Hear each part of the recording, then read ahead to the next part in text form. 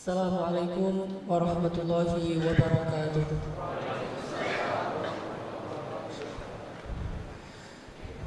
Innal hamdalillah nahmaduhu wa nasta'inuhu wa nastaghfiruh wa na'udzu billahi min syururi anfusina wa sayyiati a'malina. May yahdihillahu fala mudilla lahu wa may yudlil fala hadiyalah. Segala puji dan syukur kepada Allah Subhanahu wa taala. Kita bersyukur kepada Allah atas nikmat iman, Islam, dan mudah-mudahan juga termasuk di antara nikmat hijrah, taubat, dan bisa duduk dalam majelis ilmu yang mulia ini. Salawat dan salam semoga terlimpahkan untuk kekasih kita, teladan kita, pemimpin kita, dan Rasul serta Nabi Allah Subhanahu wa taala Muhammad sallallahu alaihi wasallam. Teman-teman sekalian, malam ini kita akan belajar banyak hal dari satu sosok yang luar biasa.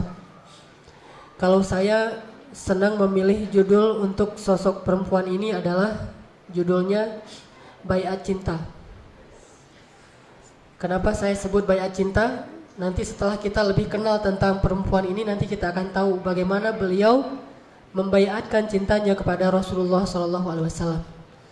Jadi kalau menyatakan cinta I love you itu udah biasa. Tapi membaiat cinta ini yang jarang sekali ada yang bisa melakukannya. Maka kita malam ini akan belajar baiat cinta, sifat wafa dari seorang istri Nabi yang paling mulia, yaitu Ibunda Khadijah binti Khuwailid radhiyallahu anha. Seperti yang kita tahu bahwa Khadijah ini adalah satu di antara 4 perempuan yang paling sempurna. Karena di muka bumi itu perempuan yang sempurna cuma ada 4. Kalau laki-laki yang sempurna itu banyak, yaitu para rasul dan anbiya. Sampai Nabi mengatakan kamula minar rijali katsir. Banyak laki-laki yang sempurna. Walam yakmul minan nisa illa arba'ah. Tidak ada yang sempurna dari kalangan perempuan kecuali 4. Dan 4 ini kalau kita urutkan secara zaman, maka yang pertama siapa? Asiyah Imra'atu Fir'aun kalau zamannya ya. Kemudian Maryam binti Imran. Kemudian Khadijah binti Khuwailid. Dan yang keempat adalah Fatimah binti Rasulullah SAW. Jadi kalau kita pengen mendidik anak kita menjadi seorang perempuan yang ideal, perempuan yang solehah, maka 4 ini wajib menjadi kurikulum pendidikan tarbiyah anak-anak perempuan kita. Dan pada malam ini kita akan membahas salah satu di antara 4 yang sempurna ini. Dan menurut saya dari 4 ini Khadijah ini luar biasa. Kalau saya secara pribadi mengurutkannya, pertama Maryam, kedua Khadijah, ketiga Fatimah, keempat Asiyah. Kenapa Maryam pertama? Karena memang Maryam ini diperdebatkan oleh para ulama. Kira-kira Maryam itu nabi atau bukan? Kalau 3 yang terakhir ini tidak diperdebatkan, sepakat para ulama mereka bukan nabi tapi solehah gitu. Sedangkan Maryam, sebagian ulama mengatakan Maryam itu nabi, satu-satunya nabi dari kalangan perempuan. Tapi jumhur ulama mengatakan bukan nabi, orang soleh, tetapi sederajat dengan nabi. Ini artinya bahwa membahas tentang perempuan-perempuan 4 ini luar biasa. Nggak akan pernah habis teladan yang bisa kita ambil dari mereka semua. Bagaimana dengan Aisyah? Kenapa Aisyah tidak termasuk di antara 4 yang sempurna? Selain memang Aisyah punya keistimewaan tersendiri, tetapi nanti kita akan tahu jawabannya. Kenapa Aisyah tidak masuk bersama Khadijah di antara orang-orang yang sempurna? Walaupun Aisyah memiliki keistimewaan yang juga tidak kalah banyak. Bahkan termasuk salah satu perempuan yang paling dicintai Rasulullah SAW. Tapi sebelum kita membahas lebih lanjut tentang Khadijah, ayo kita coba tilawah dulu satu ayat firman Allah dalam urusan cinta. Nih yang jomblo-jomblo catat nih ayatnya nih, wajib hafal. Kalau yang udah nikah kan ayatnya, atau yang mau nikah kan ayatnya wa ja'ala bainakum mawaddatan warahmah, itu kan populer ya. Kalau yang misalnya ada niat yang the next, misalnya ya ayuhan nasu taqu rabbakum alladzi khalaqakum, surat An-Nisa misalnya. Tapi kalau yang benar-benar pengen rasain cinta yang rahmat dari Allah, cinta yang luar biasa, Allah sendiri yang ngasih cinta itu dalam hati seseorang, kita bisa baca itu di dalam surat Maryam ayat 96. Di akhir surat Maryam. Coba kita buka mushaf Surat Maryam ayat 96.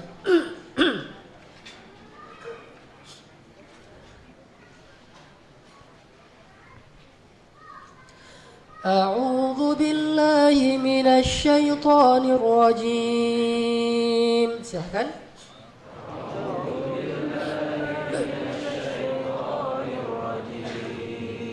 Bismillahirrahmanirrahim.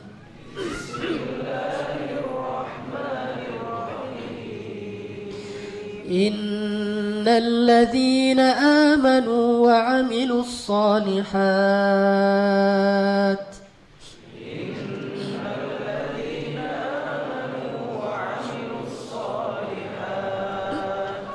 Innalladzina amanu wa 'amilus shalihati sayaj'alu lahumur rahmanu wudda.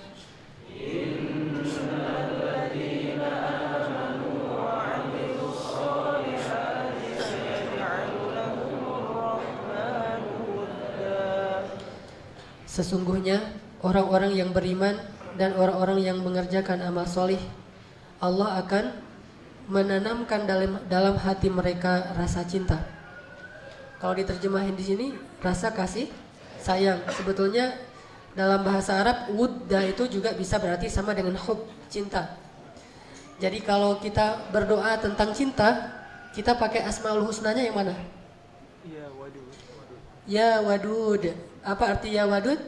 Wahai Sang Maha Cinta. Jadi Maha Cinta itu bukan cuma dalam lagu ya. Asmaul Husna, salah satu di antara Asmaul Husna dari Allah adalah Wadud. Dan Wadud itu adalah Sang Maha Cinta. Jadi siapapun, suami, istri, anak, keluarga yang meminta cinta yang Allah tanamkan dalam hati hamba-hambanya, dia mengatakan ya Wadud, urzuk lana wudda. Ya Allah yang Maha Wadud, berikanlah rezeki untuk kami berupa rasa cinta. Dan Nabi Ibrahim pernah mendoakan itu ketika meninggalkan Hajar dan Ismail di tengah lembah Bakkah. Dan jadikanlah orang-orang yang ada di sini mencintai mereka, tertarik kepada mereka. Artinya Allah Subhanahu wa taala menjanjikan kepada orang yang beriman dan beramal soleh itu cinta. Sebagaimana Allah menjanjikan kepada siapa? Julaibi. Jadi siapa yang ingin ditambahkan rasa cinta dari orang soleh, dari orang-orang yang halal baginya, maka cara yang paling baik untuk menambahkan rasa cinta dari orang yang kita ingin mencintai kita adalah mendekatlah kepada Sang Maha Cinta. Minta kepada Sang Maha Cinta, dan Allah gak akan salah menitipkan perasaan itu kepada orang yang gak berhak. Kalau Allah titipkan rasa cinta yang rahmat dari Allah, pasti Allah akan titipkan kepada orang yang paling baik untuk kita, kalau kita memintanya kepada Allah. Makanya sering-sering nih teman-teman bilang ya Wadud, ya Wadud. Pulang dari sini sehari minimal 100 kali ya Wadud, ya Wadud. Mudah-mudahan dari situ tiba-tiba banyak yang followers. Banyak yang nge-like. Kenapa ini jadi followernya banyak nih? Ternyata semuanya cewek-cewek. Karena ya Wadud, ya Wadud. Insya Allah gak akan kayak gitulah. Paling-paling followernya cuma satu. Tapi satu itu adalah true love, insya Allah ya. Amin. Kita bicara tentang Ibunda Khadijah. Bagi saya ibunda saya itu adalah semua istri Rasulullah, Khadijah, Aisyah dan seterusnya. Kalau secara Nusantara nasionalis, ibunda kita adalah Kartini. Saya sebagai orang Aceh, ibunda saya adalah Cut Mutia, Malahayati, Cut Nyadin dan seterusnya. Tapi sebetulnya juga bagi orang Sunda karena ada di Sumedang tuh kan ya. Tapi bagi orang mukmin, ibunda sejati mereka yang benar-benar mereka banggain dan mereka tiru adalah istri-istri Rasulullah SAW. Dan yang terbaik di antara mereka semua adalah Khadijah. Kalau kita pengen tahu bagaimana nuansa cinta dalam rumah tangga Rasul dengan Khadijah, cukup kita tahu gimana dalamnya cinta Rasulullah kepada Khadijah. Itu bukti bahwa Khadijah ini benar-benar berhasil membaiatkan cintanya kepada Rasul. Ini sekarang kita bahas beberapa contoh kasus bentuk dalamnya cinta Rasulullah kepada Khadijah. Rasulullah itu diberikan 9 bidadari pengganti Khadijah, itu gak ada satupun yang bisa menggantikan Khadijah. Kalaupun 9-9-nya itu bersatu untuk beramal soleh, berbuat baik, mencintai Rasulullah setulus hati mereka, sama sekali tidak bisa menggantikan perasaan tentang Khadijah di dalam hati Rasulullah SAW. Itu dalam banget tuh. Cinta Rasul kepada Khadijah tuh sangat-sangat dalam, melebihi cinta beliau kepada Aisyah. Dan begitulah hati laki-laki. Hati laki-laki itu Allah jadikan tidak mungkin bertemu dua cinta secara persis sama dalam hatinya, nggak ada. Makanya Allah mengatakan walan tastati'u an ta'dilu bainan nisa'i walau harastum. Kalian nggak bisa untuk benar-benar adil kepada perempuan walaupun kalian mengusahakannya. Adil dalam ayat ini adalah adil perasaan. Sedangkan di awal surat An-Nisa Allah mengatakan wa in khiftum alla ta'dilu fawahidatan. Kalau kalian khawatir tidak bisa adil, maka satu, adil di dalam ayat itu adalah adil nafkah. Ini kalau kita bahas fikih, ada dua kali Allah menyebutkan adil di surat An-Nisa. Pertama di awalnya, kedua di tengahnya, yaitu di juz kelima. Adil yang pertama itu artinya adil nafkah. Sedangkan adil yang kedua itu adil perasaan. Nafkah bisa adil, perasaan tidak. Dan Rasulullah tetap nggak bisa adil dalam perasaan beliau terhadap istri beliau. Dan yang paling benar-benar beliau cintai dan dalam terasa di hati beliau adalah Khadijah. Pertanyaannya, apa yang dilakukan Khadijah sehingga bisa memenangkan hati seorang hamba yang paling dicintai Allah, Rasulullah SAW? Ini yang harus kita cari tahu, terutama bagi ibu-ibu, gimana memenangkan hati suami. Walaupun mungkin secara fisik Khadijah usianya udah 60 tahun ketika meninggal, 65 tahun. Atau ketika menikah dengan Rasulullah 40 tahun. Sementara Aisyah 9 tahun, 11 tahun, 10 tahun di masa-masa awal menikah dengan Rasulullah, masih muda sekali. Hafsah 17 tahun, Sofiyah 19 tahun, Maria 22 tahun, muda-muda nih. Tetapi nggak ada yang bisa mengalahkan Khadijah dalam urusan menguasai hati Rasulullah SAW. Rasulullah itu dalam banget cintanya kepada Khadijah. Nih, salah satunya nih. Pernah Rasulullah SAW ketika beliau sedang duduk bersama Aisyah nih, lagi berduaan sama Aisyah, tiba-tiba ada yang ngetuk pintu. Dan terdengarlah suara sepupunya Khadijah yang datang bertamu ke rumah Rasul. Tapi gaya ngomongnya tuh mirip Khadijah.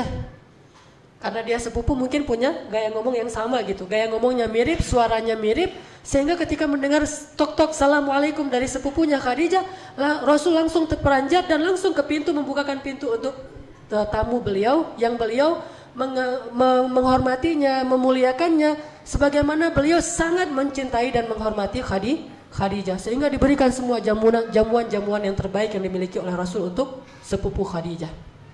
Aisyah ngelihat itu, Rasulullah kalau ke Khadijah, jangankan Khadijahnya, sepupunya yang datang itu Rasulullah tuh bahagia banget. Ini sepupu Khadijah, bangga gitu. Kesempatan yang lain yang datang adalah teman-temannya Khadijah. Jadi satu geng dengan Khadijah di masa hidupnya, dan tentunya udah seusia Khadijah 67 tahun, 70 tahun, nenek-nenek nih. Datang ke rumah Rasulullah. Tapi karena ini adalah teman-temannya Khadijah dulu, Rasulullah itu nyembeli domba, apa aja dikasih untuk teman-temannya Khadijah. Saking ingin memberikan yang terbaik buat temannya Khadijah, bagian dari bentuk cinta beliau kepada Khadijah. Sampai pernah Rasulullah itu menyembeli domba, terus setengah dari domba itu dihadiahkan dagingnya itu untuk teman-temannya Khadijah. Dilihat lagi oleh Aisyah, karena keseringan kayak gini, Aisyah lama-lama jadi cemburu tuh. Akhirnya Aisyah bilang apa? Khadijah, dalam tanda seru gitu. Kalau bahasa kita, Khadijah lagi gitu ya. Kalau bahasa orang Arab, Khadijah, kata Aisyah. Ya Rasulullah, kata Aisyah karena cemburu, kenapa engkau tidak pernah bisa melupakan perempuan tua itu? Kata Aisyah, kenapa engkau nggak pernah bisa ngelupain perempuan yang udah berumur itu? Langsung Rasulullah dalam keadaan tidak senang, beliau kemudian wajahnya memerah dan mengatakan, ya Aisyah, demi Allah aku tidak akan pernah bisa melupakan Khadijah sampai akhir hayatku. Sesungguhnya dia telah masuk dalam hatiku sedalam-dalamnya dan tidak akan pernah aku lupakan cintanya kepada Khadijah. Terus Rasulullah bilang, dia beriman kepadaku ketika orang lain kufur. Dia memberikan hartanya kepadaku ketika yang lain memegang erat harta-harta mereka. Dia membantuku dalam dakwah dan menemaniku ketika yang lain meninggalkanku, dan seterusnya dan seterusnya. Dan salah satunya dia memberikan kepadaku anak-anak ketika yang lain tidak memberikan anak. Jadi dari Khadijah Rasulullah punya anak berapa? Ayo coba kita hitung. Anak yang pertama namanya Qasim. Makanya Rasulullah dikenal juga dengan panggilan Abu Qasim. Kemudian yang kedua Zainab.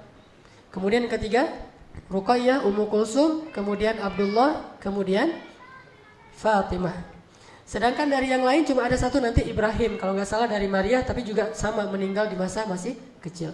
Oke, artinya Khadijah itu sangat dicintai oleh Rasulullah sehingga Rasulullah marah ketika Aisyah menghina Khadijah di depan Rasulullah. Dan marahnya Rasulullah itu adalah sunnah. Jadi kita harus tahu bahwa Rasulullah itu marahnya kapan, senangnya kapan, memaafkannya kapan, membalasnya kapan, semua yang dilakukan Rasulullah itu adalah sunnah. Jadi jangan hanya ucapannya yang dianggap sebagai sunnah. Sikap Nabi itu sunnah, dan marahnya Rasul ketika Aisyah menghina Khadijah itu marah yang paling baik. Posisi marah yang paling ideal itu di situ tuh.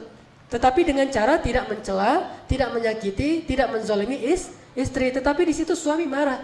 Sehingga ketika misalnya ada orang lain yang menghina istri kita, atau ada saudara kita menghina istri kita, atau teman kita menghina istri kita, maka di situ marahnya kita itu ikut sunnah Nabi. Tetapi dengan syarat marah yang beretika, tidak mencela, tidak menyakiti, tidak menzalimi hak-hak orang lain. Dan Rasulullah SAW kadang beliau marah, kadang beliau senang, kadang beliau memaafkan, kadang beliau membalas sesuai dengan haknya. Semua ini adalah sunnah Rasulullah SAW. Ini salah satu contoh bagaimana cintanya Rasulullah kepada Khadijah. Ada lagi yang lebih menakjubkan. Ketika terjadi perang Badar. Perang Badar dimenangkan oleh siapa? Oleh kaum muslimin. Ternyata dalam perang Badar itu ada seorang menantu Rasul yang ikut berperang tapi di pihak musuh. Dia adalah suaminya Zainab. Jadi Zainab menikah, kemudian Rasulullah dapat wahyu berdakwah, tapi suami Zainab tidak mau ikut dakwahnya Rasulullah SAW. Jadi menantu beliau sendiri tidak mau beriman kepada Rasulullah SAW. Sehingga ketika Zainab hijrah ke Madinah, suaminya tidak ikut hijrah dan dia tinggal di Mekah. Terjadilah tahun kedua hijrah itu perang Badar, dan suaminya Zainab ikut dalam pasukan musuh, pasukannya Abu Jahal, berperang dalam perang Badar melawan Rasulullah. Lalu dia tertangkap, ditawan, sehingga ada dua pilihan, kalau nggak dibunuh maka ditebus, itu hukuman bagi tawanan perang. Akhirnya karena Zainab gimana juga itu suaminya, dia kasihan walaupun mereka udah nggak bareng-bareng lagi. Akhirnya Zainab pun berpikir gimana cara menebus suaminya. Terfikirlah oleh dia untuk menebus suaminya dengan kalung pemberian ibunya Khadijah. Pemberian Khadijah. Datanglah Zainab kepada Rasulullah, kata Zainab, "Ya Rasulullah, saya ingin menebus suami saya." Zainab tidak bilang wahai ayah, tapi ya Rasulullah, supaya tidak ada nepotisme. "Ya Rasulullah, saya ingin menebus suami saya." Kata Rasulullah, "Dengan apa engkau akan menebusnya ya Zainab?" Tiba-tiba Zainab mengeluarkan kalung milik Khadijah kepada Rasulullah. Ketika Rasulullah melihat kalung itu di tangan Zainab, langsung Rasulullah menitikkan air mata. Langsung Rasulullah menunduk dan menangis karena sangat sedih melihat kalungnya Khadijah, dan beliau langsung teringat masa-masa ketika beliau bersama dengan Khadijah. Kayak gitu dalamnya cinta Rasulullah kepada Khadijah. Hanya dengan melihat kalungnya Khadijah, Rasulullah langsung bersedih. Dan bukan hanya bersedih, beliau khawatir kalau kalung ini dipakai untuk menebus suaminya Zainab, maka kalung ini nanti akan dilelang di antara kaum muslimin, dan beliau nggak rela kalungnya Khadijah dilelang. Coba bayangin, ibarat seorang suami yang cinta banget sama istrinya, lalu ketika istrinya sudah wafat, baju istrinya itu dia cium, karena aroma tubuh istrinya itu dia tahu banget kan ya, dan terasa masa-masa bersama dengan istrinya itu semuanya berarti. Aroma tubuhnya, pakaiannya, kalungnya, apapun kebiasaannya, makanannya, piringnya, gelasnya, itu semuanya berarti karena cinta yang dalam dari Rasulullah kepada Khadijah. Sehingga ketika Zainab mengeluarkan kalung milik Khadijah, langsung Rasulullah menangis. Lalu setelah beliau menangis, beliau mengangkat kepalanya dan mengatakan kepada sahabatnya, "Relakah kalian jika kalian membebaskan menantuku tanpa harus menebusnya dengan gelang istriku?" Karena beliau nggak tega dan nggak punya apa-apa yang lain selain kalungnya Khadijah. "Relakah kalian jika dia ditebus tapi tidak dengan kalung istriku?" Akhirnya para sahabat memaafkan dan merelakan itu dan kembalikan kalung itu kepada Zainab. Ini dalamnya cinta Rasulullah kepada Khadijah. Ada lagi yang luar biasa. Ketika terjadi Fathu Makkah, apa arti Fathu Makkah? Ada orang bilang penaklukan kota Makkah, bukan. Pembebasan kota Makkah, karena Rasulullah tidak menaklukkan siapa-siapa. Pembebasan kota Makkah. Ketika terjadi pembebasan kota Makkah, Fathu Makkah, itu semua sahabat itu pulang ke rumah-rumah mereka masing-masing. Sahabat Muhajirin, Utsman pulang ke rumahnya, Umar pulang ke rumahnya, Abu Bakar pulang ke rumahnya, bahkan Ali juga pulang ke rumahnya. Tapi Rasulullah tidak pulang ke rumahnya yang ada di Makkah. Kemana beliau pergi? Beliau pergi jauh ke Ma'lah, dan kemudian beliau membuat tenda persis di sebelah makamnya Khadijah. Di sanalah beliau bermalam selama terjadi Fathu Makkah, di sebelah makamnya Khadijah. Buat tenda di situ. Setelah itu malam-malam beliau nggak mau diganggu, mau berduaan aja dengan Khadijah. Beliau duduk di depan makamnya Khadijah, kemudian beliau bicara kepada Khadijah. Baca nanti sirah Ibnu Hisham, sirah yang paling lengkap tentang Rasulullah SAW. Disebutkan di situ Rasulullah curhat kepada Khadijah sambil menangis di depan makamnya Khadijah. Rasulullah mengatakan, ya Khadijah, sadaqti ya Khadijah, sadaqti. Kamu benar ya Khadijah, kamu benar. Apa yang kamu ucapkan dulu tuh benar banget. Apa yang dibenarkan oleh Rasulullah tentang Khadijah? Dulu ketika awal-awal dakwah Nabi lakukan di Makkah, Rasulullah itu kan dicela, dihina, dimusuhi. Khadijah bilang apa? Ya Rasulullah, demi Allah, jangan khawatir, sesungguhnya Allah pasti akan memenangkan agama ini dan Allah tidak akan mengecewakan engkau. Jadi semangatlah ya Rasulullah, Allah gak akan ngecewain engkau dan Allah pasti akan memenangkan agamamu ini. Itu yang dikatakan Khadijah di awal dakwah. Ternyata sekarang Rasulullah berhasil membebaskan kota Makkah sehingga Rasulullah datang kepada Khadijah, kemudian beliau mengatakan kepada Khadijah, dan Khadijah di dalam kuburnya, entah dia dengar entah tidak, Allah yang lebih tahu. Rasulullah mengatakan, ya Khadijah, sadaqti ya Khadijah, sadaqti. Kamu benar banget wahai Khadijah, Allah telah menunaikan janjinya untuk memenangkan agama ini sebagaimana kata-katamu dulu. Kemudian Nabi menangis di kuburan Khadijah. Siapa bilang bahwa mengunjungi kuburan orang yang kita cintai lalu kita berbicara di sana disebut bid'ah? Bacalah sirah Ibnu Hishamnya Rasulullah SAW. Apakah Rasulullah itu mencontohkan hanya diam saja di kuburan? Ternyata Rasulullah juga di kuburan bukan hanya diam, malah bermalam di kuburan. Kalau kita lihat malah Rasulullah bermalam di kuburannya Khadijah beberapa malam dan tidak mau diganggu dan curhat. Sama seperti misalnya saya pulang ke Aceh. Ibu saya meninggal dalam musibah tsunami bersama kakak saya dan dimakamkan di pemakaman massal, pemakaman umum, dan itu jaraknya dengan bandara itu dekat. Jadi kalau saya pulang turun bandara itu langsung sekitar 15 menit itu udah ada pemakaman tentang korban tsunami. Saya selalu kalau pulang ke Aceh itu keluar dari bandara langsung mampir ke kuburan ibu saya. Cuma kan saya nggak tahu posisi ibu saya di mana, kan gede banget tuh, berapa hektar gitu.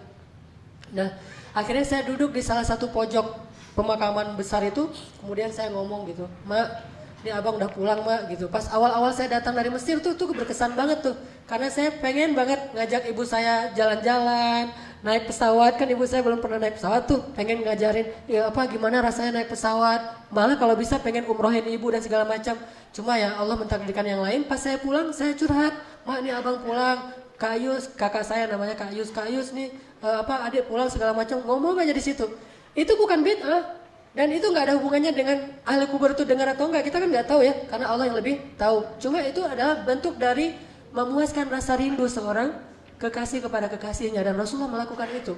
Bukannya Khadijah pasti dengar kemudian nanti bisa dialog, ini lain lagi nih. Kalau ada yang minta fatwa ke ahli kubur, minta nasihat, misalnya mau pemilihan caleg gitu ya, datang ke kuburan, Mbah ini muridnya Mbah mau minta nasihat gitu-gitu ya, minta wejangan, terus pura-pura dengar, oh iya ya Mbah, ya ngerti Mbah gitu. Apa yang dia ngerti? Ada yang kayak gitu. Ini Allah alam ya, saya nggak ngerti, saya nggak berani memfatwakan itu bid'ah atau enggak, saya bukan ahli fikih. Tapi yang dimaksud dengan curhatnya Nabi itu bukan kayak gitu. Curhatnya Nabi adalah Rasulullah itu hanya ingin mengekspresikan betapa rindunya beliau kepada Khadijah. Beliau ingin sekali bertemu dengan Khadijah, memeluk Khadijah, mengatakan kepada Khadijah, wahai Khadijah, perjuangan kita sekarang sudah menang. Beliau ingin mengatakan itu kepada Khadijah. Beliau ingin memperlihatkan kepada Khadijah bahwa pengorbanan Khadijah itu gak sia-sia. Beliau ingin tunjukkan kepada Khadijah bahwa Khadijah itu benar dan dia adalah istri sejati yang pernah menolong Rasulullah dari awal berdakwah di Makkah. Itulah Khadijah. Gak ada istri yang bisa lebih hebat daripada Khadijah, sehingga Rasulullah datang ingin curhat kepada Khadijah dan mengatakan, ya Khadijah, sadaqti, kamu benar wahai Khadijah, apa yang kamu katakan itu benar, bahwa perjuanganmu tuh gak sia-sia, Allah sudah memenangkan perjuangan kita ya Khadijah. Ini bayat cinta.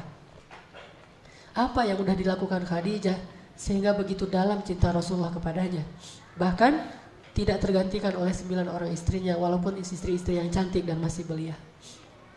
Kalau kita mau cari jawabannya, kenapa Khadijah begitu dalam dicintai oleh suaminya Rasulullah SAW? Cuma satu kata aja rahasianya. Kata itu adalah wafa. W-A-F-A, wafa. Itulah yang dimiliki oleh Khadijah. Apa itu wafa? Wafa itu kalau saya terjemahin bebas, wafa itu artinya habis-habisan. Wafa itu habis-habisan. Udah nggak ada lagi yang tersisa. Tidak ada satupun kebaikan yang dimiliki oleh Khadijah kecuali sudah diberikan kepada Rasulullah SAW.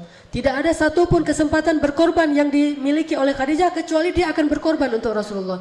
Tidak ada seorang pun yang lebih didahulukan kebaikannya untuk Khadijah selain Rasulullah SAW. Wafa habis-habisan. Udah nggak ada lagi yang tersisa kebaikan Khadijah kecuali semuanya diberikan kepada Rasulullah. Wafa habis-habisan. Dan salah satu di antara sifat wafa itu adalah dia nggak peduli suaminya kayak gimana. Kalau dia masih bilang, tapi kan suami saya kayak gini, itu bukan sifat wafa. Wafa itu nggak ada hubungannya siapa suami dia, siapa istri dia, nggak ada itu. Wafa itu murni, saya mencintai dia dan saya sudah berbaiat untuk mencintai dia, udah selesai. Sejak dia menikahi saya berbaiat bahwa saya akan mencintai dia seumur hidup, maka selesai sudah. Mau dia orangnya mau memberikan hak saya, mau dia orangnya ngecewain saya, mau dia banyak kekurangan segala macam, pokoknya saya cinta sama dia, udah. Itulah wafa.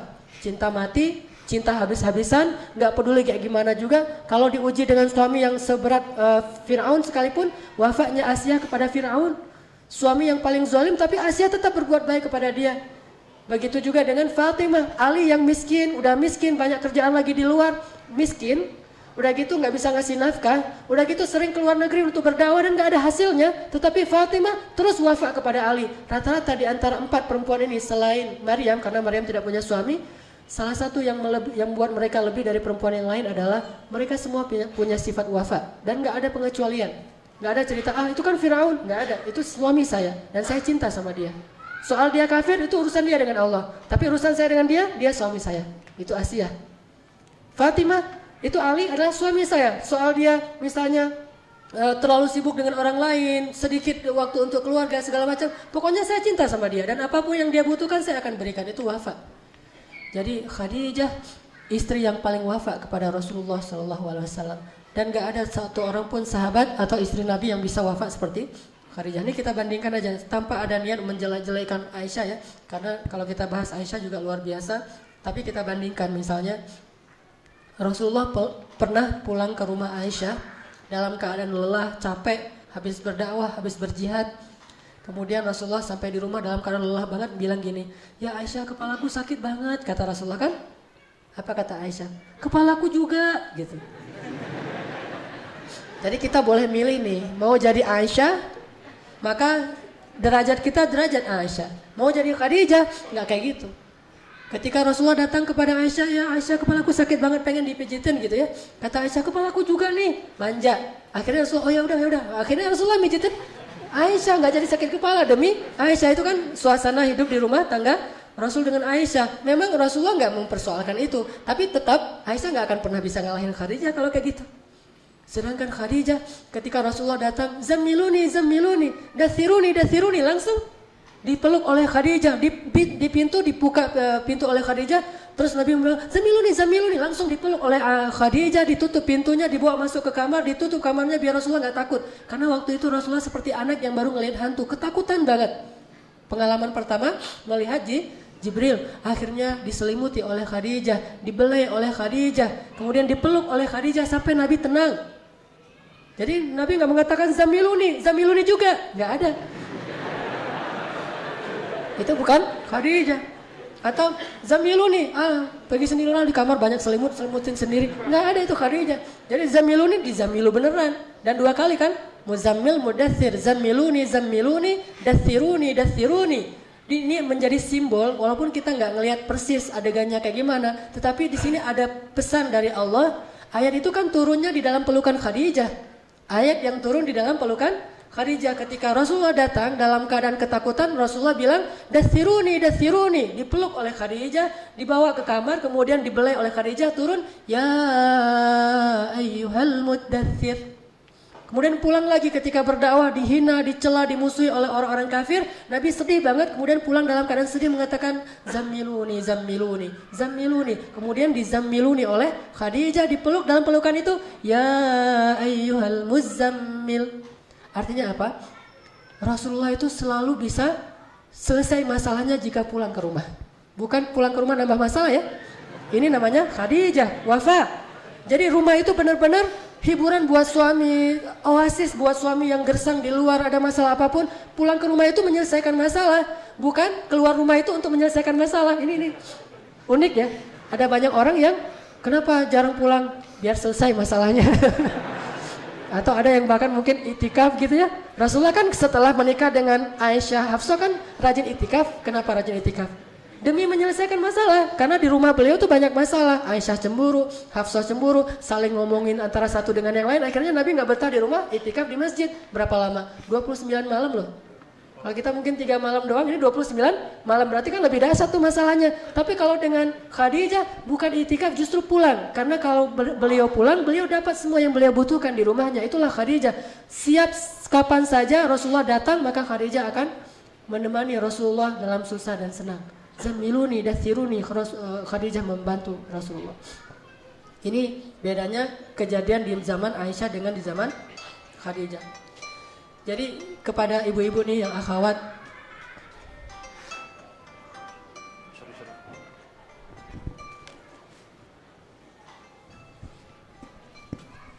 kepada para akhwat, ibu-ibu, kadang kita ditempatkan oleh Allah punya kesempatan menjadi Khadijah sebetulnya. Tapi kadang-kadang karena kita nggak kenal sosok Khadijah yang mulia ini, kita menyia-nyiakan kesempatan itu. Kita lebih sering memilih alasan untuk bisa menjadi Aisyah. Padahal Allah Subhanahu wa taala itu sayang banget sama Khadijah, cinta banget sama Khadijah, luar biasa. Dan Jibril itu juga sangat kagum kepada Khadijah. Berbeda dengan kagumnya Jibril kepada Aisyah. Kalau kita mau melihat Aisyah, jangan lihat yang tadi sakit kepalanya, tapi lihatlah gimana Aisyah romantis kepada Rasulullah. Tapi urusan wafa ambilnya dari Khadijah. Banyak. Kalau misalnya ibu-ibu anaknya lagi sibuk dengan dakwah, mulai sekarang rajin ke masjid, buat gerakan-gerakan dakwah, ibu ini sedang diberi kesempatan oleh Allah untuk menjadi siapa? Ibunya Musa, Ummu Musa. Kalau ibu ternyata suaminya mulai rajin berdakwah, terlibat dengan gerakan-gerakan dakwah, hampir tiap hari rapat, sehingga berkuranglah jatah waktu untuk keluarga, ibu-ibu itu sedang diberikan kesempatan untuk jadi Khadijah. Allah sering loh ngasih kesempatan untuk jadi orang istimewa. Dan itu udah resiko dakwah. Dan kalau kita mengatakan, tapi keluarga kan juga penting. Kalau semua orang berpikir bahwa keluarganya yang terpenting dalam hidupnya, terus siapa yang akan mengurus umat coba? Siapa yang akan mengurus kaum muslimin yang ada di Palestina? Siapa yang akan mengurus kaum muslimin di Suriah? Siapa yang mengurus kaum muslimin di Myanmar? Siapa yang mengurus kaum muslimin di Yaman? Siapa yang mengurus kaum muslimin di Indonesia? Kalau semua orang berpikir untuk keluarganya, harus ada rijal, harus ada laki-laki yang rela berkorban dan mengorbankan dirinya, keluarganya, hartanya fi sabilillah untuk agama Allah Subhanahu wa taala. Dan resikonya hidupnya emang akan sulit. Waktu untuk keluarganya pasti akan berkurang dan disitulah butuh Khadijah yang hebat. Woman apa judulnya? Backstage woman. Perempuan di balik layar. Walaupun istilahnya di balik layar, sebetulnya itulah perempuan yang paling luar biasa, sehingga Allah menyebutnya satu di antara 4 perempuan yang paling ideal. Mujahid, rijal dalam agama butuh Khadijah yang seperti itu. Karena gak akan sempurna perjuangannya jika di rumahnya itu tidak ada Khadijah. Makanya awal-awal perjuangan Nabi di Mekah, perempuan yang mendampingi Rasulullah itu bukan Aisyah, tapi Khadijah. Memang butuh orang seperti Khadijah. InsyaAllah nanti kita lanjutkan setelah sholat isya. Bismillahirrahmanirrahim. Teman-teman sekalian, tadi kita sampai kepada adegan ketika apa tadi? Adegan sakit kepala ya? Gimana Rasulullah ketika datang kepada Khadijah dalam keadaan ketakutan, dalam keadaan sedih, Khadijah selalu bisa memberikan rasa nyaman buat Rasulullah SAW. Dan itu bentuk wafanya Khadijah. Kalau Aisyah mungkin bukan di situ ya keahliannya Aisyah. Makanya Allah tentukan bertemu dengan Aisyah itu nanti ketika Islam sudah lebih eksis, sudah lebih kuat, sehingga udah gak terlalu butuh support sedahsyat Khadijah. Dan tetap walaupun kayak gitu, Aisyah punya keistimewaannya tersendiri. Hanya kalau dalam situasi yang kayak gini nih, situasi yang berat, sulit, awal-awal berdakwah, banyak ujian, justru sosok-sosok yang dibutuhkan di rumah-rumah para dai, pembawa-pembawa risalah Allah ini adalah perempuan-perempuan seperti Khadijah. Jadi harusnya kita bangga ya ibu-ibu, nih yang akhwat, yang cewek-cewek nih, kalau misalnya nanti punya suami profesinya itu kayak tanya, Mas kerjanya apa? Berdakwah gitu. Itu harusnya bangga gitu, karena itu profesi paling mulia. Para nabi loh yang menggunakan profesi itu. Sehingga Allah nggak sembarangan ngasih profesi ini ke sembarang orang. Jadi kalau kita yang baru hijrah tiba-tiba Allah pilih menjadi salah satu pembawa bendera Allah, itu berarti Allah ngemuliain kita banget tuh. Harusnya seorang istri bangga kalau suaminya sekarang jadi profesi membawa agama Allah, menyebarkan agama Allah, membuat program-program dakwah untuk manusia, untuk umat. Walaupun benar memang dia punya kewajiban di rumahnya, punya kewajiban untuk istrinya, untuk anaknya. Tapi nggak ada yang sempurna. Nggak mungkin dia perfect di rumah dan di luar. Dan kalau dia memang dituntut oleh umat untuk lebih banyak berbuat di luar, tugas istri untuk menyempurnakan. Untuk saling melengkapi. Disitulah peran yang Khadijah, melengkapi semua kekurangan Nabi di rumah. Dia yang mensupport bagian di rumah tangganya.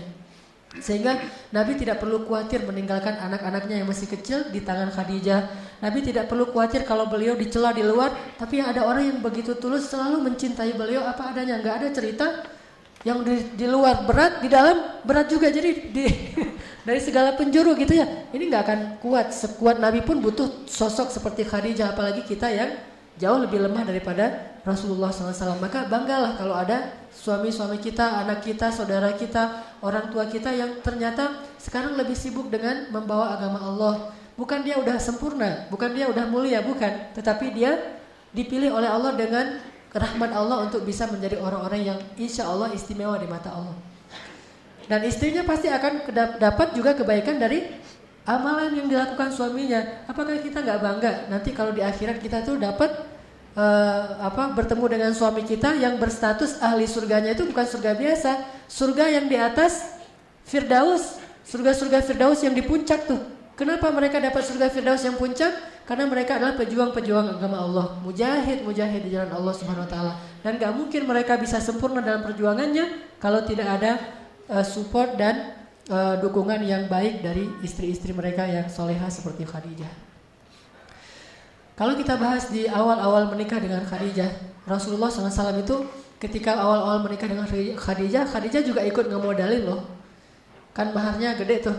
Dan Rasulullah ngasih mahar gede itu bukan permintaan Khadijah sebetulnya. Khadijah mintanya apa yang Rasulullah bisa aja. Tapi Rasulullah pengen menghargai Khadijah, dikasihlah mahar ratusan ekor onta. Tetapi jangan salah bahwa Khadijah juga ikut membantu untuk mahar untuk dirinya sendiri. Jadi banyak banget ngebantu. Wafa habis-habisan buat Rasulullah. Dan setelah menikah, Khadijah radhiyallahu anha itu benar-benar menjadi selain istri bagi Rasulullah tuh ibu juga bagi Rasulullah. Sering banget nenangin Rasulullah, membantu Rasulullah dalam bisnis. Bisa disebut Rasulullah itu datang ke rumah Khadijah itu nggak bawa apa-apa, datang orang doang gitu. Tapi Khadijah nggak pernah mempersoalkan itu. Udah datang nggak bawa apa-apa, udah nggak ngasih nafkah gitu, ngasih masalah lagi beban, nggak pernah. Justru Khadijah itu benar-benar ya tadi baiat cinta ya, udah berbaiat maka dia ngasih apa yang dia miliki sampai habis hartanya Khadijah di jalan Allah Subhanahu wa taala. Lalu datanglah waktunya setelah 15 tahun menikah dengan Rasulullah yang aman, hidupnya damai, semuanya tercukupi, mereka orang yang mampu, bahkan termasuk orang kaya. Hidupnya itu enak banget, banyak pembantu. Datanglah masa-masa sulit. Jadi kalau orang dari awal sulit mungkin udah lebih siap ya. Ini dari masa-masa yang begitu nyaman, tiba-tiba gara-gara dakwah jadi sulit. Gak pernah Khadijah tuh ngeluh, ini gara-gara engkau ini terlalu sibuk ngurusin orang lain, akhirnya hidup kita jadi susah. Tuh lihat anak-anak terlantar segala macam. Gak pernah sama sekali memberatkan suaminya. Benar-benar mendukung habis-habisan 100% all out kepada Rasulullah SAW. Sehingga datanglah wahyu pertama. Apa wahyu pertama kepada Rasulullah? Bukan, kalau itu ayat pertama. Bedain, kalau pertanyaannya sebutkan wahyu pertama yang datang kepada Nabi, itu adalah sunrise. Mimpi melihat sunrise, itulah wahyu pertama. Tapi kalau ditanya ayat pertama yang turun kepada Nabi, jawabannya adalah surat Al-Alaq di awal itu, setengah dari surat Al-Alaq. Jadi beda wahyu dengan ayat. Memang ayat yang pertama surat Al-Alaq, tapi kalau wahyu bukan Al-Alaq yang pertama. Wahyu yang pertama didapatkan oleh Rasulullah itu adalah Rasulullah berkali-kali mimpi melihat falakis subhi. Falakis subuh itu kalau diterjemahin melihat cahaya sunrise. Berkali-kali kayak gitu. Terus Nabi jadi khawatir, loh ini kenapa saya mimpinya aneh gitu. Udah gitu, sejak saat itu Nabi kalau keluar rumah sering dipanggil-panggil. Yang manggil siapa? Batu, pohon. Manggil, ya Muhammad. engkau itu Rasulullah. Nabi cari-cari nggak ada orang. Terus Nabi lari gitu ketakutan. Ada lagi yang manggil, pohon manggil, ya Muhammad, engkau Rasulullah. Lari lagi. Rasulullah merasa aneh nih, kayak orang kerasukan, diganggu sama setan. Akhirnya datang ke Khadijah. Ya Khadijah, apa yang terjadi pada saya nih? Kok akhir-akhir ini saya sering mimpi aneh. Kemudian ada yang manggil-manggil tapi nggak ada orangnya. Apa kata Khadijah menenangkan? Wahai suamiku, gak usah khawatir, jangan sedih. Karena sesungguhnya Allah gak mungkin menyakitimu. Karena engkau orang yang baik. Engkau orang yang menyantuni anak yatim. Engkau orang yang membantu fakir miskin. Engkau orang yang menjamu para tamu. Engkau orang yang menyelesaikan urusan banyak orang. Engkau orang yang baik ya, suamiku Muhammad. Dan namamu juga orang yang terpuji. Allah gak akan mungkin menyakitimu. Jadi itu pasti bukan gangguan setan. Pasti itu adalah pertanda baik dari Allah. Khadijah cerdas, punya ilmu. Padahal dia belum tahu Islam, tapi udah bisa memberikan banyak sekali dukungan dan motivasi bagi suaminya. Jadi kalau misalnya suami kita datang lelah dalam urusan, selain urusan pekerjaan mungkin, urusan sosialnya, urusan masjidnya, urusan dakwahnya, datang dia curhat, dengarkan saja itu udah menghibur. Nggak usah ngasih nasihat sebagus Khadijah, dengerin aja. Oh gitu ya, ya dengerin aja tuh. Itu suami udah lelahnya udah hilang setengah dari kelelahannya. Apalagi dibilang dia kasih support.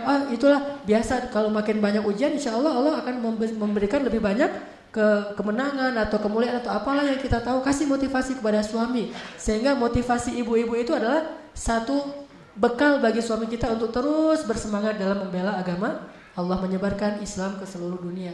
Ini artinya Khadijah berhasil menenangkan Rasulullah di awal-awal masa-masa kenabian. Karena masa-masa kenabian itu di awal-awal itu memang berat bagi Rasulullah. Rasulullah nggak pernah ngalamin itu sebelumnya, nggak ada juga keluarganya yang ngalamin itu. Hanya dengar cerita-cerita Ismail, tiba-tiba dipanggil sebagai titel Rasulullah. Nggak dihina-hina sama istrinya, nggak ada bilang, Rasulullah, ini urus dulu keluarga, nggak ada itu. Ya udah, ini Rasulullah itu mulia gitu, udah aja. Dipanggil dengan panggilan yang melabelkan dirinya kepada dakwah, itu panggilan paling baik. Setelah panggilan Abdullah, dipanggil da'i, dipanggil ustaz, dipanggil alim, dipanggil apapun, mujahid, dipanggil rijal. Karena laki-laki itu sejatinya orang mukmin diciptakan oleh Allah itu bukan hanya untuk keluarganya. Ini sejatinya ya, mukmin sejati itu, laki-laki sejati itu diciptakan oleh Allah untuk manusia, untuk umat, untuk alamin, rahmatan lil alamin. Jadi suami kita itu bukan cuma milik kita, bukan cuma milik keluarganya. Suami kita itu kesatria milik umat manusia, milik kaum muslimin. Sehingga kalau mereka menuntut dari suami kita hak mereka, itu hak untuk mereka tuntut. Dan kita harus merelakan itu, bagian dari perjuangan hidup. Bukankah tujuan kita diciptakan itu ada dua? Satu, untuk beribadah kepada Allah. Yang kedua, untuk mengkhalifahkan amanah-amanah Allah di muka bumi, memakmurkan bumi. Itu tujuan laki-laki diciptakan. Kalau perempuan, tujuan diciptakan itu ada dua. Satu, untuk beribadah kepada Allah. Dua, dia adalah tulang rusuknya Adam, untuk memberikan kenyamanan di dalam dadanya Adam. Dan tujuannya adalah untuk memberikan kenyamanan bagi suaminya. Sehingga jangan hanya berpikir bahwa tujuan kita diciptakan hanya untuk ibadah, udah rajin ke masjid, udah selesai. Tetapi ada tujuan lain. Kita disuruh memakmurkan bumi, dan perannya adalah sebagai khalifah. Apa yang dilakukan? Menyebarkan agama Allah kepada orang-orang yang kita kenal sampai seluas-luasnya. Sehingga di situ butuh support dari istri yang sangat luar biasa. Akhirnya Khadijah bilang, ya Rasul, ya suamiku, ya Muhammad, engkau tidak akan disakiti oleh siapapun. Yakinlah itu. Kemudian Nabi tenang. Sejak saat itu Nabi mulai berpikir untuk menyendiri. Dari wahyu pertama Nabi bilang, ya Khadijah, boleh nggak kalau misalnya saya sekarang lebih banyak ke Gua Hira untuk bertafakur. Namanya tahandus. Ini siapa yang punya ini? Yang ini? Asus? Oh biarin. Rasulullah bilang ke Khadijah, ya Khadijah, boleh nggak kalau sekarang saya mungkin lebih banyak bertafakur di Gua Hira. Kata Khadijah, nggak apa-apa. Kenapa suamiku? Apa yang kau butuhkan? Saya butuh menyendiri, bertafakur apa yang terjadi dan apa yang harus saya lakukan. Akhirnya Khadijah buru-buru mempersiapkan bekal untuk suami. Baik, bayangkan dukungan Khadijah. Disiapin roti, kemudian gandum segala macam disiapin, bekal-bekal Rasulullah, selimut. Setelah dibekalin, akhirnya Rasulullah naik ke Gua Hira. Berapa lama? Berminggu-minggu di Gua Hira. Ngapain? Tahandus, tafakur. Ini apa yang terjadi? Bagaimana memperbaiki bangsa ini dan seterusnya. Itulah pemikiran seorang laki-laki. Dia mikirin solusi untuk umat, bukan cuma mikirin diri sendiri dan keluarga, mikirin nih umat kita nih lagi krisis nih, banyak yang terzolimi, umat kita jauh dari agama, terus gimana? Kalau bahasa teman-teman tabligh itu punya fikir gitu, Dia selalu punya pikir untuk umat, bukan cuma punya pikir untuk diri sendiri dan keluarganya. Nah inilah rijal, laki-laki sejati. Dan Khadijah mendukung, memberikan bekal. Akhirnya naiklah ke Gua Hira. Kalau bahasa sekarang, Rasulullah terhadus ke Gua Hira itu bahasa sekarangnya tuh suami-suami kita tuh rajin ke taklim. Ngapain sih taklim seminggu sampai 3 kali gitu ya? Itu lagi tafakur, belajar dulu. Karena dengan belajar akhirnya dia bisa berbuat lebih untuk umatnya, untuk bangsanya, untuk negaranya, untuk kaum muslimin. Sehingga dia datang ke Gua Hira yang bernama Al-Latif misalnya. Kalau itu kan Gua Hira. Ini Al-Latif Gua Hira-nya anak-anak muda Bandung. Insyaallah ya. Jadi rajin ke Latif. Ya dukungin aja, bahkan bekelin gitu. Kalau dia bilang, boleh nggak kalau misalnya malam ini sekalian qiyamul lail, jadi saya nggak langsung pulang. Oh nggak apa-apa, mau dibekelin apa nih? Mau dimasakin nasi goreng? Nah itu Khadijah banget tuh. Tapi kalau ya udah, kalau berita buruk gitu nggak usah kasih tahu. Ya, kasih support gitu, motivasi, semangat, bekelin, kasih misalnya beliin sovel yang untuk biar nggak digigit nyamuk, terus apalagi gitu, selimut, bantal, Hello Kitty gitu, kasih semuanya. Ke suaminya biar suaminya nyaman gitu kan. Ini yang dirasakan oleh dai-dai yang punya istri Khadijah dan itu luar biasa loh. Dan saya bukan cuma ngomong ya, saya ngerasain gitu. Jadi kalau misalnya mau itikaf di Al-Latif, oh iya, langsung disiapin semuanya. Bukannya diminta dan mungkin kita juga nggak akan enak hati kan ya, disiapin segala, udah biarin siapin sendiri. Nggak, biarin aja disiapin air segala macam, dibuatin. Kalau saya senang sebelum qiyam tuh minum rosella dulu, siapin rosella hangat segala macam. Ini Khadijah dan kita butuh istri yang seperti itu di rumah para mujahid. Kalau nggak akan ada yang bisa berjuang dengan istiqomah di jalan Allah Subhanahu Wa Taala. Tetap butuh wanita yang besar. Akhirnya Nabi naik ke Gua Hira. Berminggu-minggu habis bekalnya datang lagi cuma semalam doang di rumah. Besok berangkat lagi ke Gua Hira. Gak pernah Khadijah bilang ngapain sih lama-lama di sana. Udah aja di rumah. Tafakur kan bisa di kamar juga. Bisa sambil di atas sajadah segala macam. Gak ada tuh. Support aja. Suaminya datang. Khadijah bekalku habis. Disiapin lagi sama Khadijah. Naik lagi tuh. Berminggu-minggu datang lagi. Sampai setelah beberapa bulan. Di bulan Ramadan baru turun ayat pertama. Iqra bismi rabbikal ladzi khalaq. Sejak saat itu Nabi ketakutan turun dari Gua Hira, tiba-tiba Jibril lagi itu ya, pas Nabi keluar dari Gua Hira, diinin sama Jibril, dipanggil sama Jibril, terus Jibril tuh mau menampakkan wujud aslinya di langit dunia itu, semua langit itu penuh dengan wajah Jibril. Bayangin aja malaikat segede itu ngelongok gitu kan ya. Bumi cuma sekelereng kan bagi dia kan, bagi malaikat, terus ngelihat gini tuh gimana tuh. Semua seantero cakrawala dilihat itu wajah Jibril, terus manggil lagi tuh, ya Muhammad kan, wah suaranya tuh. Langsung Nabi ngelihat kemanapun ngelihat ada wajah Jibril. Terus kata Jibril, jangan lari ya Muhammad, jangan lari. Aku Jibril, kamu Rasulullah, lagi kenalan. Cuma cara kenalannya gitu amat ya. Jibril, lagi kenalan, aku ini Jibril ya Muhammad, kamu itu Rasulullah. Rasulullah lari. Bahkan bayangin aja, Gua Hira itu kan curam banget tuh. Turun nggak usah lari, jalan aja susah. Gimana turunnya lari, coba gimana ngebayangin tuh. Saya nggak bisa kebayang pas saya umroh ngelihat Gua Hira kayak gini curamnya, terus Nabi turun lari karena disamperin Jibril pengen kenalan. Itu kayak gimana tuh turunnya, luar biasa, gak ada ran kan, turun sampai ngos-ngosan di rumah, ketok pintu langsung tadi dipeluk sama Khadijah. Khadijah nenangin. Setelah Rasulullah bangun istirahat, Khadijah tanya, ya suamiku ada apa? Kata Rasulullah, ada kejadian aneh, tiba-tiba datang sosok makhluk yang luar biasa besarnya, wajahnya memenuhi langit segala macam. Aku nggak tahu ini kenapa dengan aku akhir-akhir ini gitu. Dan dia berpesan Iqra bismi rabbikal ladzi khalaq. Akhirnya Khadijah bilang, yuk kita ketemu dengan sepupuku Waraqah, ulama Nasrani yang ada di Makkah. Yuk kita ketemu dengan dia banyak ilmu. Dianterin sama Khadijah ke Waraqah. Terus ketemu dengan Waraqah, ngomong dengan Waraqah, ya Waraqah apa yang terjadi pada suamiku? Akhirnya Waraqah bilang, itu namus. Namus itu bahasa Ibrani untuk Jibril.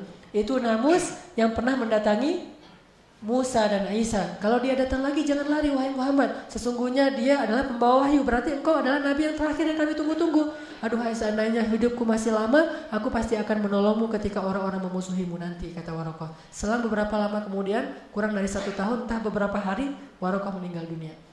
Khadijah makin yakin kan kalau suaminya adalah utusan Allah, bahagia banget Khadijah, mendukung banget. Tapi dia tahu resiko kayak yang disampaikan Khadijah oleh Waraqah. Apa kata Waraqah diam-diam kepada Khadijah? Ya Khadijah, suamimu itu akan mendapatkan banyak sekali masalah, maka beradalah terus di sisinya. Kata Khadijah, saya menjadi fida itu tebusan gitu. Kalau ada apa-apa saya duluan yang akan ngadapin. Ya Waraqah, saya akan membantu suami saya hidup dan mati. Ini baiat cintanya Khadijah. Tahu resiko jadi seorang nabi.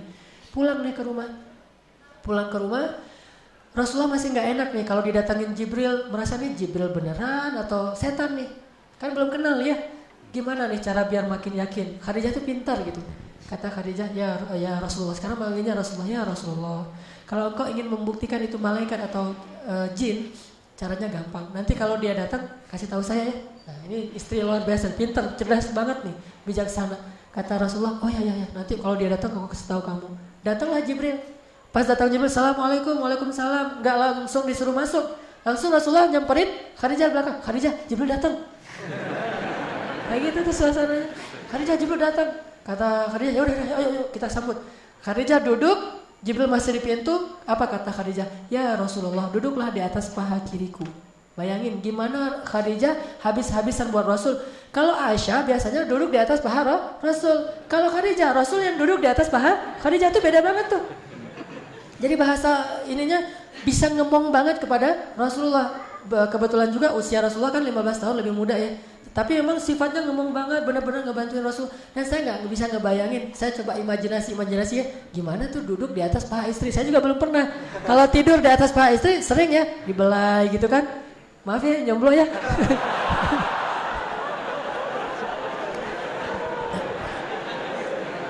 Pulang dari Al-Latif udah ngomong dua sesi taklim, sesi tarbiyah. Capek banget pulang, mau tidur di atas paha istri dibelah-belah gitu. Tuh enak banget loh. Tiba-tiba bangun udah azan subuh kan luar biasa tuh. Rasulullah duduk di atas paha Khadijah, di atas paha kirinya. Khadijah bilang duduklah di atas paha kiriku ya Rasulullah. Rasulullah duduk, kemudian Khadijah nanya, apakah engkau masih bisa ngelihat Jibril? Kata Rasulullah masih bisa ya Khadijah. Kalau gitu coba pindah ke paha kanan. Ini dalam hadisnya kayak gitu. Akhirnya Nabi pindah lagi ke paha kanannya Khadijah, dipeluk sama Khadijah. Masih ngelihat nggak Jibrilnya? Masih. Kalau gitu coba ke belakang saya. Rasulullah ke belakang meluk Khadijah dari belakang kan keren banget tuh ya. Meluk dari belakang kayak orang lagi ngapain gitu kan. Udah gitu.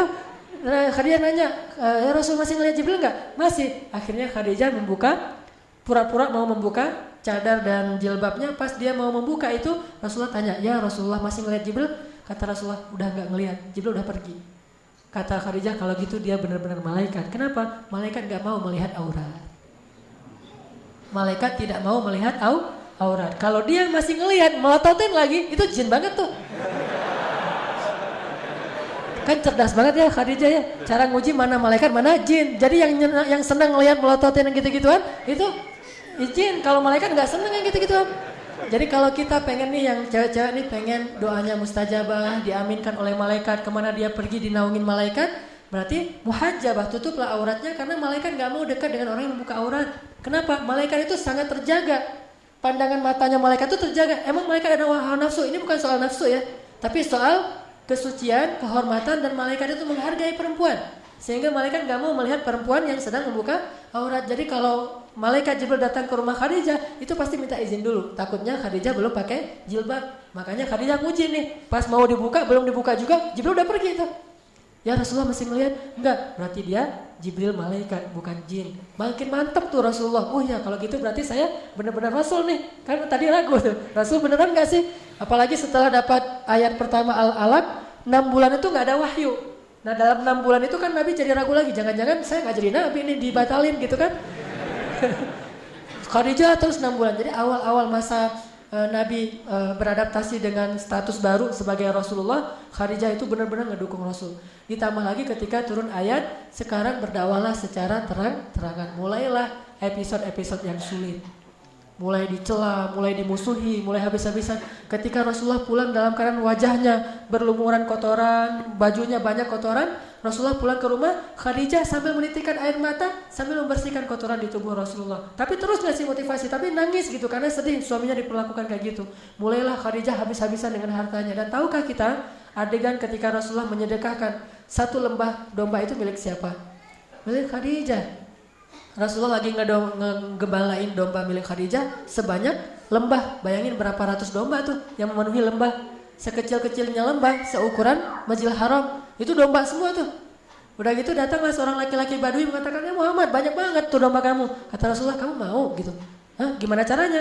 Bilanglah asyhadu an la ilaha illallah wa anna muhammadar rasulullah. Aku kasih domba ini seluruhnya untuk kamu. Masa sih? Ya iyalah, masa gak bisa. Terus kata dia, bisa beneran? Beneran. Akhirnya dia bersyahadat, dia ucapkan syahadatain. Langsung Rasulullah mengatakan, ini semuanya milik kamu. Dia pulang sambil bersiul membawa domba 1 lembah, bayangin. Terus dia bilang ke kaum-kaumnya, ternyata masuk Islam tuh enak ya, dikasih domba selembah, ayo kita masuk Islam, rame-rame datang lagi tuh.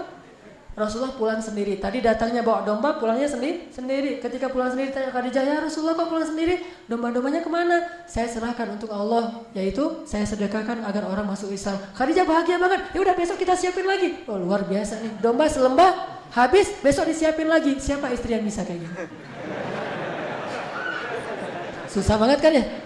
Itulah wafa, hartanya habis fi sabilillah. Kalau kita bicara tentang kedermawanan Abu Bakar, itu kan laki-lakinya. Kita jarang ngebahas perempuannya, nggak seimbang, nggak adil. Padahal harusnya kita sebutkan juga bahwa ada perempuan yang sedermawanan Abu Bakar, bahkan lebih dari Abu Bakar, yaitu Khadijah itu luar biasa.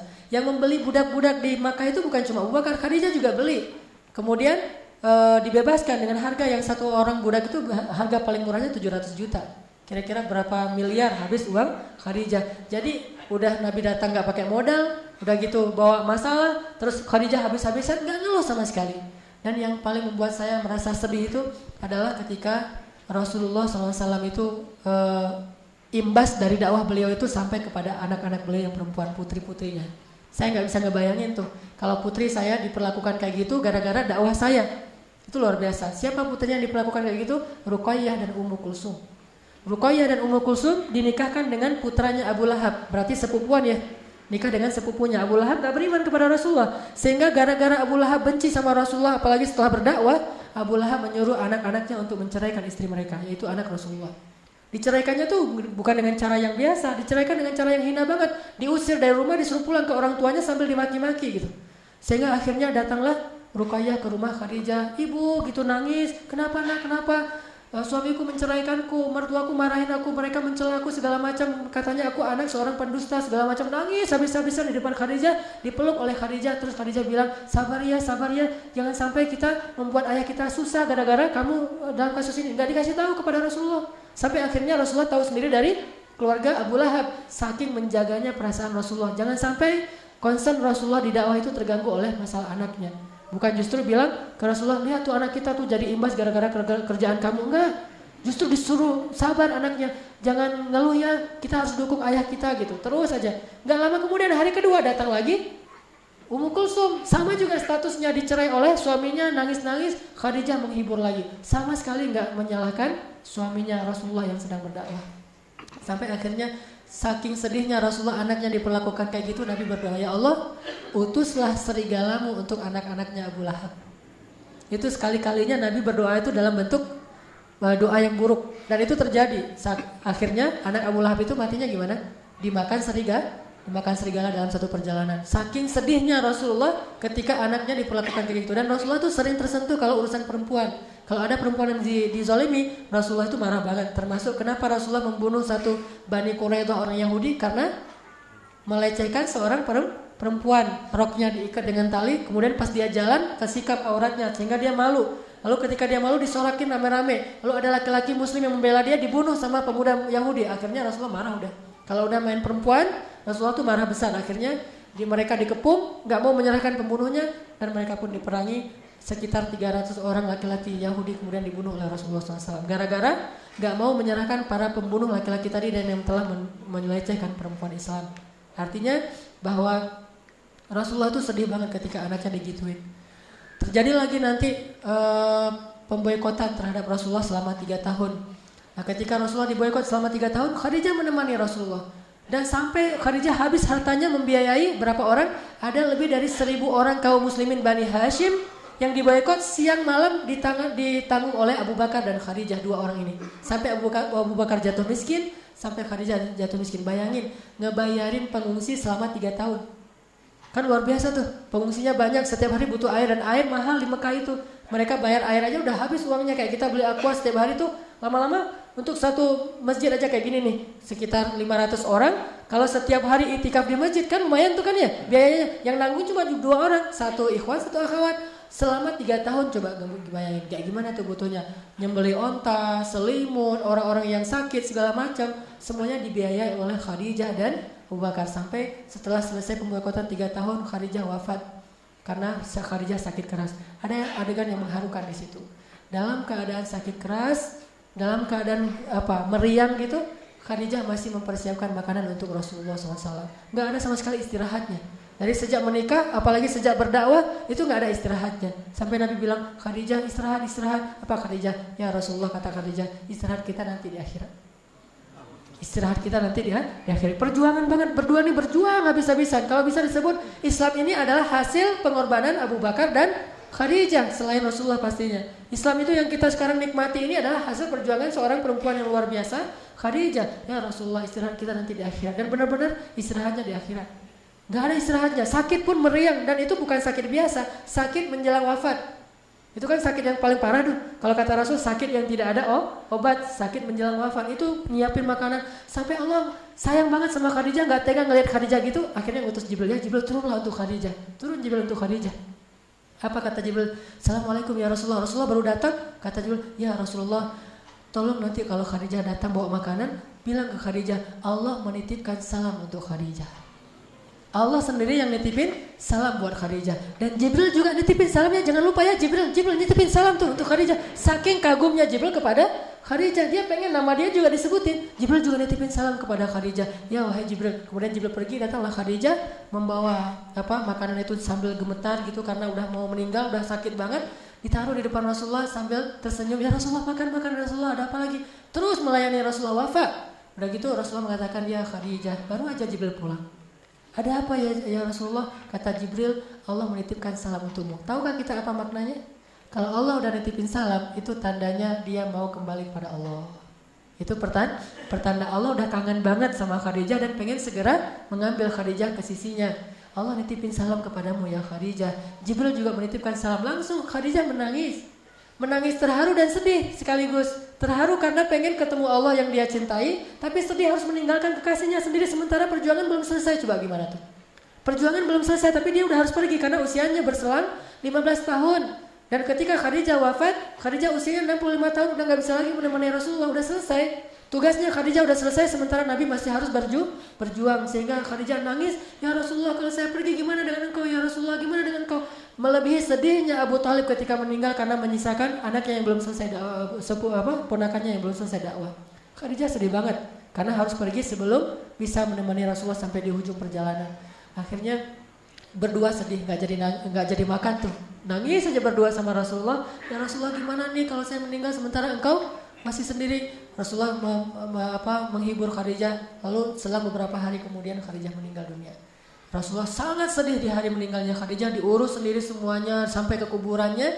Dan tahun itu Rasulullah benar-benar terpukul. Dikenallah tahun itu dengan nama tahun duka cita. Meninggallah pejuang sejatinya Rasulullah SAW. Abu Thalib meninggal selang beberapa minggu kemudian meninggal yang paling dicintai Rasulullah yaitu Khadijah. Sementara Rasulullah masih punya bayi yang masih kecil banget dan insya Allah nanti suatu saat akan persis seperti Khadijah hiburan buat Rasulullah. Siapa dia? Fatimah. Akhirnya datanglah seorang perempuan yang kasihan ngelihat Rasulullah yang sedih sendiri, bayinya masih kecil banget, anaknya banyak, namanya Saudah, nenek-nenek juga. Ya Rasulullah nikahi saya, biar saya urus anak-anakmu. Dinikahilah oleh Rasulullah Saudah. Itu istri pertama beliau sejak Khadijah wafat. Lalu itulah sebabnya Rasulullah gak bisa ngelupain Khadijah banget. Sampai ketika Fathu Makkah, Rasulullah mengatakan, ya Khadijah, perjuangan kita sudah berbuahkan hasil. Benar kata-katamu wahai Khadijah, engkau benar, Allah akan memberikan kemenangan bagi agama ini. Inilah wafatnya Khadijah kepada suaminya. Ibu-ibu belajar dan ajarkan ini kepada putri-putri kita. Istri yang sejati itu adalah istri yang bisa wafat habis-habisan buat suami. Gak ada pengecualian. Suami saya begini, gak ada pertanyaan kayak gitu. Terus saja. Karena kata Nabi apa? Siapa yang wafat kepada manusia, maka Allah wafat kepada dia. Apa wafatnya Allah kepada Khadijah? Kata Allah dalam hadis Jibril tadi saya lupa ngatain, bahwa Allah berpesan kepada Rasulullah, wahai Muhammad sampaikan kepada Khadijah, Allah sudah menyediakan untuk Khadijah ribuan istana di dalam surga, dan di dalam istana itu dia punya banyak pembantu sehingga tidak ada lagi rasa lelah dan letih di dalam istana itu. Khadijah selama ini udah letih selama 10 tahun menemani Rasulullah, sekarang sudah tidak ada lagi letih. Seperti kata Khadijah, ya Rasulullah istirahat kita nanti di akhirat. Tapi kalau kita masih pengen istirahatnya di dunia, jalan-jalannya di dunia, ini sebetulnya agak sulit untuk bisa benar-benar berjuang dan berkorban di jalan Allah SWT. Maka butuh istri-istri yang berpikir, istirahat saya nanti di akhirat. Kalau di dunia dapat hiburan dari Allah, itu adalah anugerah dari Allah. Bukan karena dia benar-benar punya obsesi pengen berhibur habis-habisan jalan keliling dunia di dunia, enggak. biar keliling akhirat aja. Keliling dunia cuma sekecil satu titik debu. Keliling akhirat lebih luas daripada dunia, seperti luasnya langit dengan satu titik debu. Jadi kalau ada orang yang bisa keliling dunia itu biasa. Tapi kalau ada orang yang bisa keliling akhirat, itu baru luar biasa. Gimana biar bisa keliling akhirat? Bagi seorang istri wafa dan bantulah suaminya dalam perjuangan dakwah ini. Karena suami itu bukan berbuat untuk dirinya, bukan ingin besar, bukan ingin terkenal, tetapi dia tidak tega melihat umat ini dalam keadaan yatim. Umat kita itu sekarang yatim, butuh banyak ayah-ayah yang punya jiwa besar, mengayomi mereka, berbuat sesuatu untuk mereka, memberikan solusi buat mereka. Dan itulah rijal, laki-laki yang insya Allah ada di Masjid Al-Latif insya Allah. Dan perempuan-perempuan di balik laki-laki itu yang hebat adalah Khadijah yang sekarang lagi ada di Masjid Al-Latif. Amin ya Bu ya, belajar dari Khadijah. Mudah-mudahan bermanfaat. Mohon maaf kalau ada kalimat yang salah atau tidak pantas. Mari kita tutup halaqah ilmu ini dengan sama-sama berdoa. Kita berharap Allah Subhanahu wa taala menghadiahkan kita dengan cinta dari orang-orang yang terdekat. Suami dapat cinta dari istrinya, istri dapat cinta dari suaminya, orang tua dapat cinta dari anaknya, anak dapat cinta dari orang tuanya, dan seterusnya cinta-cinta yang dianugerahi dan diberkahi Allah. أعوذ بالله من الشيطان الرجيم بسم الله الرحمن الرحيم الحمد لله رب العالمين حمدا يوافي نعمه ويكافئ مزيده يا ربنا لك الحمد كما ينبغي لجلال وجهك الكريم وعظيم سلطانك اللهم اغفر لنا ولوالدينا وارحمهما كما ربيانا صغارا ربنا آتنا من لدنك رحمة وهيئ لنا من أمرنا رشدا ربنا هب لنا من أزواجنا وذرياتنا قرة أعين ربنا هب لنا من أزواجنا وذرياتنا قرة أعين ربنا هب لنا من أزواجنا وذريتنا قرة أعين واجعلنا للمتقين إماما ربنا هب لنا من الصالحين ربنا هب لنا من لدنك ذرية طيبة إنك سميع الدعاء ربنا اجعلنا مقيم الصلاة ومن ذرياتنا ربنا وتقبل دعاء اللهم انصر الإسلام والمسلمين اللهم انصر المسلمين في كل مكان اللهم انصر المجاهدين في سبيلك يا الله اللهم وحد صفوفهم وسدد رميهم واشف جرحاهم وارحم شهداءهم يا ودود يا ودود يا ودود نسألك الود يا ودود ارزق لنا مودة يا ودود ارزق بيننا مودة يا ودود هب لنا ذرية طيبة اللهم اجعل أزواجنا أزواجا صالحات وبناتنا بنات صالحات وأولادنا أولادا صالحين اللهم اجعلنا من عبادك الصالحين يا رحمن يا